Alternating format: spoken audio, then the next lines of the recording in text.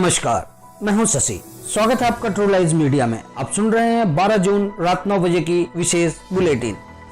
पिछले 24 घंटों में भारत में 10,956 नए केस के साथ कुल कोरोना संक्रमितों की संख्या हुई 2,97,535।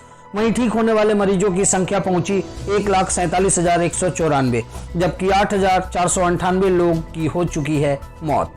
सरकारी अस्पतालों की स्थिति पर सुप्रीम कोर्ट ने दिल्ली, महाराष्ट्र, तमिलनाडु और पश्चिम बंगाल को नोटिस जारी किया है। नोटिस में सरकारी अस्पतालों में भर्ती मरीजों की स्थिति पर जवाब तलब किया गया है।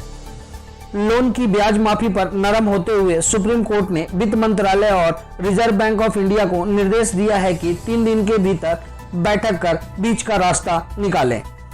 जीएसटी काउंसिल की बैठक में आज वित्त मंत्री ने जीएसटी रिटर्न में देरी पर राहत का किया ऐलान। शून्य टैक्स देनदारी पर कोई विलंब शुल्क नहीं लगेगा। सुप्रीम कोर्ट ने निजी कंपनियों और फैक्ट्रियों को राहत देते हुए कहा कि कर्मचारियों को वेतन देने में असमर्थ होने पर कार्रवाई नहीं।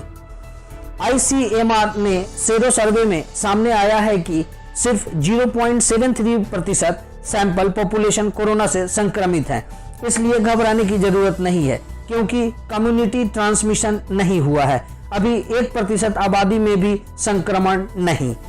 पूर्वी लद्दाख में पैदा हुए स्थिति की समीक्षा के लिए रक्षा मंत्री ने सीडीएस चीफ समेत सेना प्रमुखों के साथ की बैठक।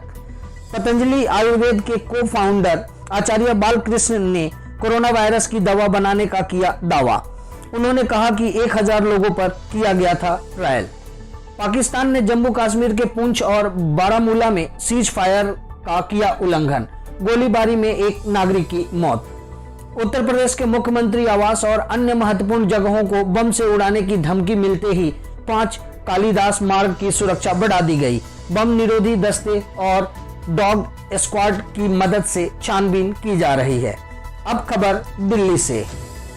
दिल्ली हाई कोर्ट ने डॉक्टरों को तनख्वाह न मिलने और उनकी हड़ताल पर जाने की धमकी के मद्देनजर राहत देते हुए कहा, युद्ध में आप सैनिकों को नाराज नहीं कर सकते।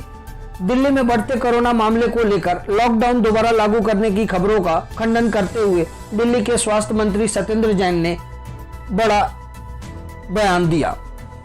कोरोना टेस्टिंग के मामले में दिल्ली सरकार को सुप्रीम कोर्ट से फटकार लगाते हुए कहा कि कोरोना के बढ़ते संकट के बावजूद दिल्ली में टेस्टिंग को घटा दिया गया है। दिल्ली नोएडा बॉर्डर को सील करने के फैसले को सुप्रीम कोर्ट ने गलत बताते हुए डीएम नोएडा को फैसले की समीक्षा के लिए कहा। जामा मस्जिद के बाद दिल्ली की फतेहपुरी मस्जिद भी 4 जुलाई तक बंद, शाही इमाम ने की घोषणा। अब खबर अंतर्राष्ट्रीय। भारत नेपाल में सीमा को लेकर चल रहे विवाद के बीच बिहार की जानकी नगर बॉर्डर पर नेपाल सशस्त्र बल की ओर से अंधाधुंध फायरिंग की गई, जिसमें खेत में काम कर रहे एक भारतीय की मौत हो गई। न्यूजीलैंड ऐसा पहला देश बन गया है जो महज 99 दिनों में कोरोना वायरस को देश से बाहर निकाल दिया। भारतीय मूल के वैज्ञानिक रतन लाल को मिला 2020 का विश्व खाद्य पुरस्कार। कल फिर हाजिर होंगे एक नए अंक के साथ। तब तक दीजिए इजाजत। घर में रहें, सुरक्षित रहें। जय हिंद।